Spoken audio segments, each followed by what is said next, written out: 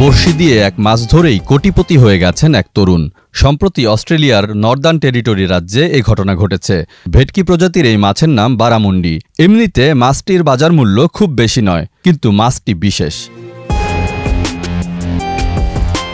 কারণ এর সঙ্গে লাগানো ছিল বিশেষ একটি শনাক্তকরণ যন্ত্র। $1,000,000 ফিশ প্রতিযোগিতার আওতায় মাছটি নদীতে ছাড়া হয়েছিল। বলা হয়েছিল, যিনি মাছটি ধরতে পারবেন তিনি পাবেন $10 লাখ অস্ট্রেলীয় ডলার, যা বাংলাদেশি টাকায় 7,70,41,000 টাকা।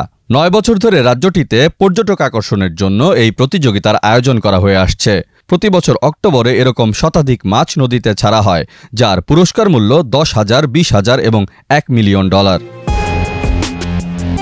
প্রতিযোগিতা চলে মার্চ পর্যন্ত, তবে এবছর প্রতিযোগিতার মেয়াদ বাড়িয়ে এপ্রিল পর্যন্ত করা হয়। আর কি কাণ্ড!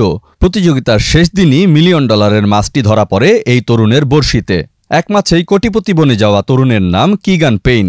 মাছটি ধরার পর তিনি ভেবেছিলেন এটি কোনো তেলাপিয়া জাতীয় মাছ। পরে তার বোন এডিসন মাছটির গায়ে থাকা শনাক্তকরণ যন্ত্রটি দেখে বুঝতে পারেন মাছটির কদর। এরপর প্রতিযোগিতা কর্তৃপক্ষের সঙ্গে যোগাযোগ করলে তৎক্ষণাৎ একটি সংবাদ সম্মেলনের আয়োজন করে কিগানকে $10 লাখ চেক দেওয়া হয়। ডেস্ক রিপোর্ট, দেশ রূপান্তর।